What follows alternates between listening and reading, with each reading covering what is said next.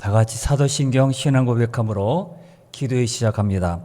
전능하사 천지를 만드신 하나님 아버지를 내가 믿사오며 그의 아들 우리 주 예수 그리스도를 믿사오니 이는 성령으로 잉태하사 동정녀 마리아에게 나시고 본디오 빌라도에게 고난을 받으사 십자가에 못 박혀 죽으시고 장사한 지 사흘 만에 죽은 자 가운데서 다시 살아나시며 하늘에 오르사 전능하신 하나님 우편에 앉아 계시다가 조류로서 산자와 죽은 자를 심판하러 오시리라.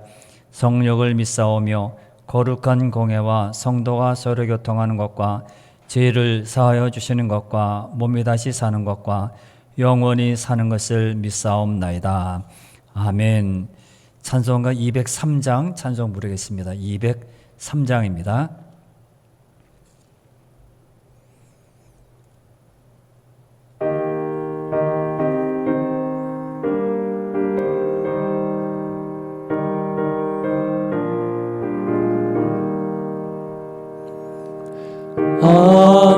하나님의 말씀은 생명의 말씀이라.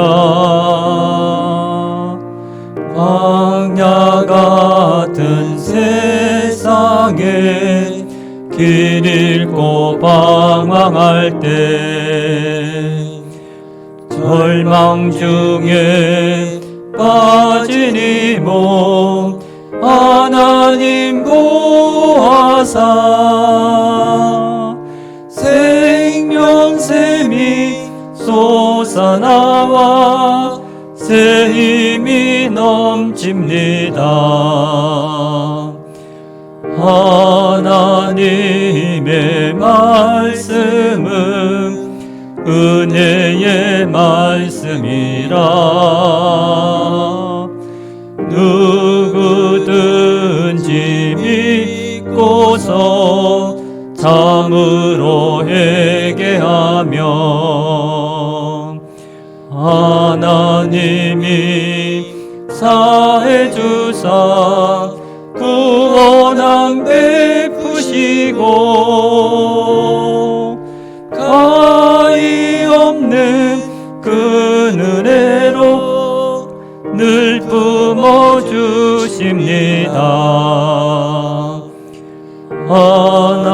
하나님의 말씀은 진리의 말씀이라. 믿음으로 지키어 자유를 얻게 되면 어려운 일, 힘든 일도 담대히 할 수 있어.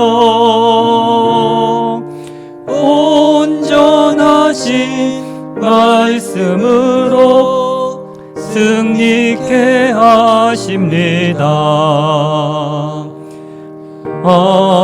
하나님의 말씀은 사랑의 말씀이라. 험한 세상 살 동안 언제나 돌보시고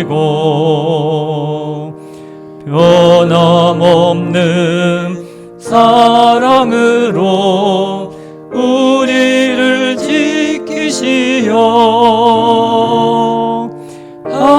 하늘나라 이르도록 인도해 주십니다. 아멘. 하나님 말씀은 잠언 9장 8절부터 10절까지 보겠습니다. 잠언 지난 시간에 우리가 한번 살펴본 말씀인데 다시 한번 그 중에서 한번 색다른 표현이 있어서 한번 생각해 봅니다. 9장 8절부터 10절 말씀입니다. 8절부터 읽어야 됩니다. 거만한 자를 책망하지 말라. 그가 너를 미워할까 두려우니라. 지혜 있는 자를 책망하라. 그가 너를 사랑하리라. 지혜 있는 자에게 교훈을 더하라. 그가 더욱 지혜로워질 것이요 의로운 사람을 가르치라. 그의 학식이 더하리라. 여호와를 경외하는 것이 지혜의 근본이요 거룩하신 자를 아는 것이 명철이니라. 아멘. 오늘 제목을 거만한 자를 책망하지 말라. 제목이 이상하죠? 거만한 자를 책망하지 말라. 이것에 대해서 생각해 봅니다. 지난 시간에도 9장 전체를 생각해 보면서 거만한 자, 악인, 그러면서 우리가 어떻게 해야 되느냐, 그러면서 10절 말씀을 가지고 결론을 냈습니다. 여호와를 항상 경외하고 거룩한 자를 알아가라. 이렇게 우리가 공부하고 이렇게 한번 기도했습니다. 오늘은 이 9장 전체 중에서 좀 색다른 것, 제목을 그래서 거만한 자, 악인들을 책망하지 말라는 것에 대해서 한번 집중적으로 한번 살펴보려고 합니다. 사람들은 지혜를 좋게 생각하고 지혜를 얻으려고 합니다. 그리고 사람들에게 지혜로운 자가 되라. 덕담을 할 때 지혜로운 사람이 되어야 한다. 학생들이 덕담을 하고 좋은 말을 할 때, 새해가 돼서 덕담을 할 때 지혜로운 자가 되라. 이렇게 말을 합니다. 그런데 오늘 말씀을 보면 지혜를 함부로 아무에게나 말하지 말라, 전해주지 말라 이렇게 합니다. 우리 읽어드린 말씀에 보면 지혜를 줄 사람이 있고 주지 말아야 될, 그렇지 않을 사람이 있다 이렇게 말합니다. 지혜가 뛰어나고 유명하고 생명의 길을 가고 우리가 주님 앞으로 가게 되는, 주님의 모든 것을 깨닫게 되는 정말 좋은 것인데 이 지혜를 주지 말아야 될 사람이 있다는 겁니다. 아니, 지혜가 좋으면, 훌륭하면 모든 사람에게 될 수 있는 대로 모든 사람에게 알리도록 해야 하는데 오늘 성경에 뭐라고 합니까? 주지 말아야 될 사람이 있다 이렇게 합니다. 주어야 되고 꼭 줘야 되는 사람이 있고 주지 않아야 될 사람이 있다는 것입니다. 오히려 주지 말아야 될 사람을 주면 우리가 업신여기를 당하고 욕되게 하고, 지혜를 줄 사람에게는 우리에게 큰 유익이 있다는 것을 알려주고 있습니다. 우리에게 오늘 이 말씀 한번 생각해 보면서 그러면 도대체 누굴까 한번 생각해 봅니다. 첫째로 지혜를 받지 못할 자는 누구인가 한번 생각합니다. 앞에서 말씀드린 것처럼 8절 9절에 나타납니다. 거만한 자, 악인, 거만한 자라, 또 악인이라 이렇게 말합니다. 이런 사람들은 도리어 능력을 받게 된다 이렇게 말합니다. 능력, 업심여겨 욕되게 하는 것, 악인을 책망하는 것은 도리어 흠이 잡히는 일, 나의 흠이 되는 일이라는 것입니다. 그러므로 그들은 아무리 좋은 것을 가져다 두어도 변하지 않을 그런 사람들이기 때문에 아예 그들에게는 책망이나 권면이나 뭘 좋은 말을 하지 말라 이렇게 말합니다. 예수님께서도 이런 말씀하셨습니다. 마태복음 7장 6절에서 이렇게 말씀했습니다. 마태복음 7장 6절에 보면 거룩한 것을 개에게 주지 말며 너희 진주를 돼지 앞에 던지지 말라. 그들이 그것을 발로 밟고 돌이켜 너희를 찢어 상하게 할까 염려하라 이렇게 말합니다. 이 말씀은 바리새인들을 책망하시는 말씀 중에 하셨단 말씀입니다. 거룩한 것을 개나 돼지에게 좋은 것을 줘봤자 아무 소용이 없다는 말이죠. 그러니까 가장 값진 것을 이렇게 짐승에게 줘봐야 이게 뭐냐 그렇게 생각하기 때문에 소용이 없다는 것입니다. 또 이런 말씀도 하셨습니다. 마가복음 7장 27절에서 예수님은 이렇게 말씀합니다. 자녀의 떡을 취하여 개들에게 던짐이 마땅하지 아니하니라 이렇게 말합니다.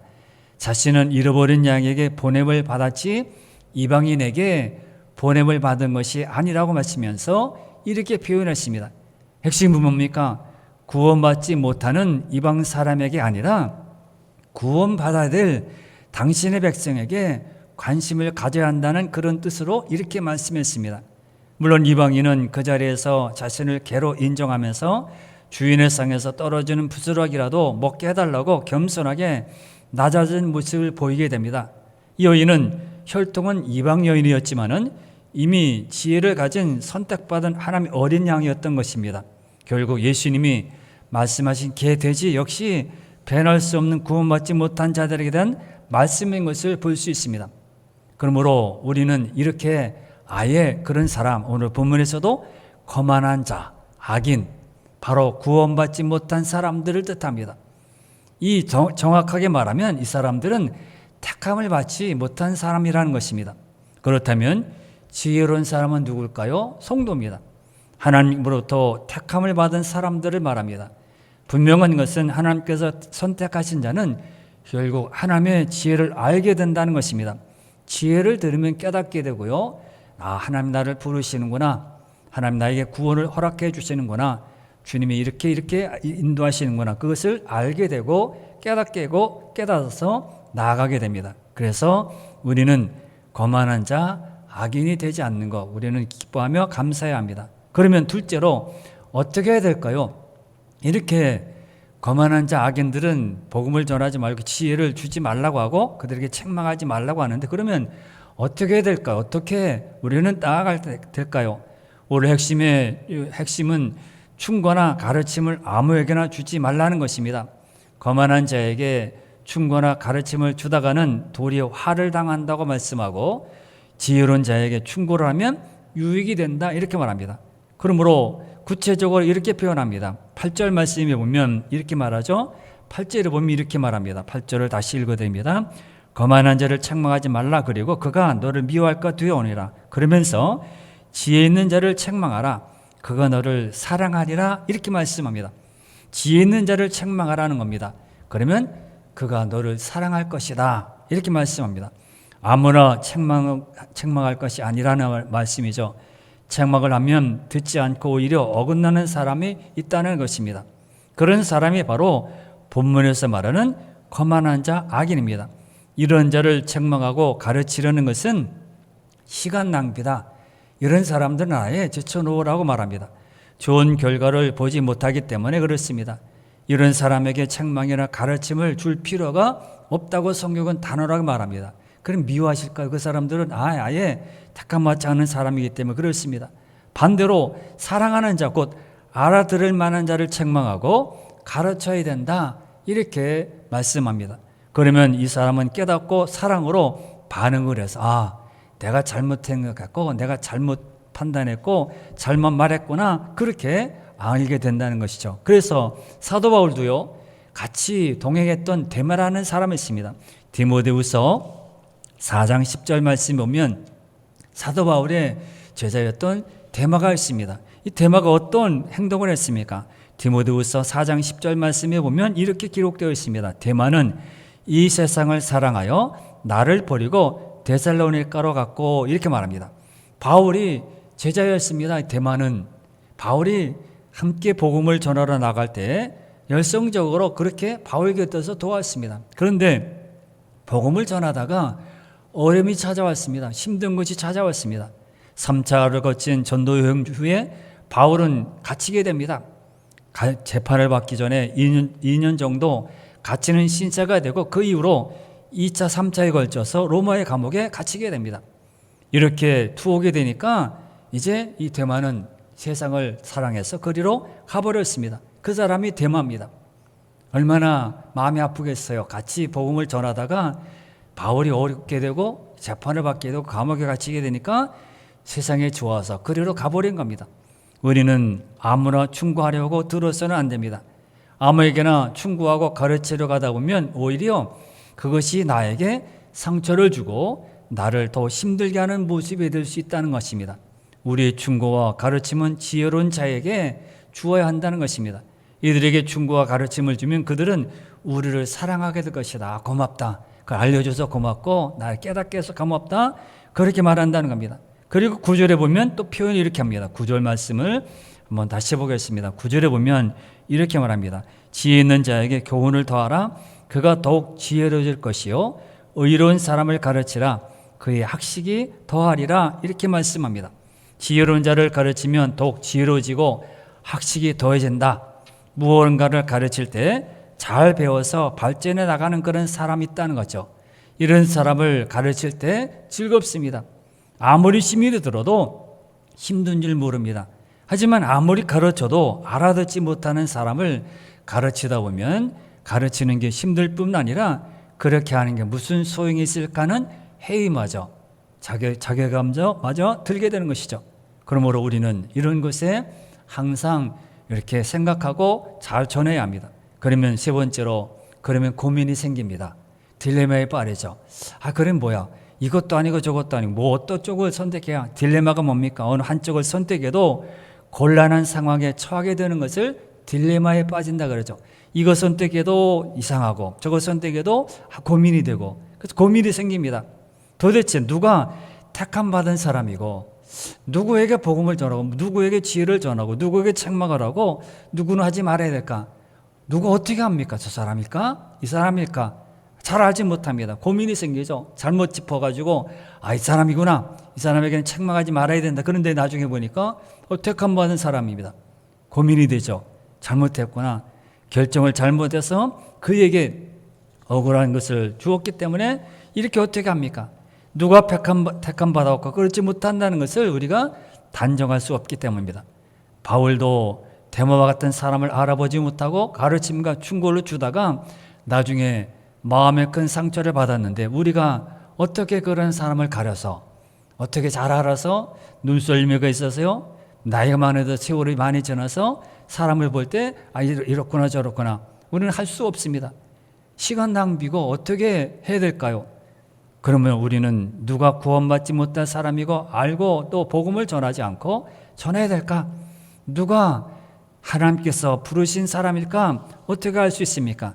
본문의 말씀은 그리 간단치는 않습니다. 그럼 우리는 하나님의 마음을 잘 아는 자가 되어야 되는데, 택함과 택하지 않음이 하나님께 달려있기에 하나님의 마음을 알지 못하면 우리는 제대로 이렇게 서지 못하게 됩니다. 평소에 하나님의 마음을 아는 자가 되어서 우리의 노력이나 애쓰는 것이 헛되이 돌아오지 않고 열매를 맺는 모습이 되어야 되는데 어떻게 됩니까? 그것은 방법이 있습니다. 어떻게 할 수 있을까요? 방법은, 첫 번째 방법은 늘 말씀 속에 있는 겁니다. 내가 항상 말씀 속에 있을 때 저 사람은 참 성도구나, 저 사람은 택함 받은 사람이구나 알 수 있습니다. 하나님의 마음을 가장 잘 표현하는 것이 성경이죠. 성경 말고 하나님의 뜻을 정확하게 우리에게 나타낸 것은 없습니다. 우리가 환상을 바랄 것이 아닙니다. 꿈을 바랄 것도 아닙니다. 이적을 바라는 것도 아닙니다. 하나님의 뜻을 알기 위해서는 하나님의 뜻대로 주신 하나님의 말씀 곧 성경을 봐야 하고, 그 속에 우리 있어야 되고요. 자꾸 밖으로 나가는 것이 아니라 성경 속 안에 있어야 합니다. 성경을 매일 읽고 묵상하며 그 말씀 속에 있는 사람이 하나님의 마음을 잘 알 수 있고 그 사람을 우리가 분간할 수 있는 것입니다. 그럼 우리는 언제나 말씀 안에 살아가야 합니다. 하루라도 말씀을 보지 않으면 하나님이 나에게서 멀어져 간다는 그런 느낌을 가져야 합니다.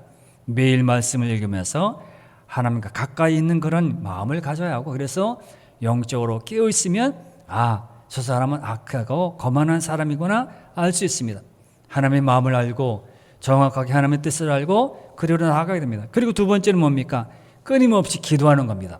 기도해서 하나님 분간하고 분별력 있게 하고 통찰력을 주어서 저 사람일까 이 사람일까 알게 해달라고 우리는 기도하는 겁니다. 하나님의 뜻은 기도하는 가운데 깨닫게 됩니다. 예수님도 하나님의 뜻을 행하기 위해 날마다 기도하셨습니다. 기도하지 않으면서 하나님의 뜻을 깨닫는 것은 그건 쉽지 않습니다. 기도의 가장 큰 이유는 하나님의 뜻을 제대로 깨닫기 위해서입니다. 무엇을 달라는 기도만이 기도가 아닙니다. 하나님의 말씀과 뜻을 깨닫기 위하여 기도하는 것, 중요한 것이죠. 무슨 결정을 하기 전에 그것이 하나님의 기뻐하시는 일인지 알기 위해서 우리는 기도하고 나아가는 것이죠. 그럼 우리는 어떻게 합니까? 늘 기도하면서 죽게 나아가면 이렇구나, 하나님께서 지금 사랑하시는구나. 그걸 모르면, 기도가 없으면 이런 상황에, 이런 나라가 어려운 시기에, 또 나라가 이렇게 혼란하는 시기에, 그럴 때 우리는 분간을 못합니다. 원망하고요, 불평하게 되죠. 그러나 말씀 속에 기도하는 자가 되면 이런 상황에서 하나님께서 이렇게 이끌어 가시고 이렇게 하길 원하시는구나 알 수 있습니다. 그러므로 우리는 지혜로운 자가 되어야 합니다. 항상 하나님의 지혜를 받아서 그렇게 살아가는 사람 되어야 합니다. 우리가 말씀과 기도를 하지 않고는 충고와 지혜를 줄 수가 없고 알 수 없습니다. 고민의 해결은 말씀과 기도에 있습니다. 사랑하는 성도 여러분, 말씀과 기도로 깨어 있어야 합니다. 그러면 누구에게 지혜와 충고를 줄 수 있는지, 누구에게 베풀어 줘야 되는지 알 수 있습니다. 그 사람에게 충고와 지혜를 주면 될 수 있습니다. 그러면 사랑을 받게 되고 그의 변화를 보며 기뻐할 수 있고 보람을 느끼게 됩니다. 내가 가르쳤는데 나중에 그 사람이 다른 데로 돌아가면 실망하죠. 그러나 그 사람이 나의 지혜를 받고 나의 권면을 받고 충고를 받았을 때 그대로 돌아오게 되면 우리는 기쁘고 보람을 느끼게 됩니다. 오늘도 그런 마음을 갖고 항상 기도하길 바라고 2022년 우리 이제 마지막 화요 기도회입니다. 1년 동안 이렇게 기도하신 여러분 감사하고 내년에도 또 계속 이어서 기도하는 여러분들이 되시길 바랍니다. 오늘도 기도할 때 하나님 책망을 달게 받고 항상 하나님 안에 말씀 안에 있게 해 주옵소서. 충고와 권면을 잘 듣고 따라가게 해주시고 거만하고 악인이 되지 않게 해 주옵소서. 말씀과 기도로 항상 깨어있는 성도가 되게 해 주옵소서. 이렇게 기도하는 여러분들이 되시기를 바랍니다. 다 같이 기도합니다. 주여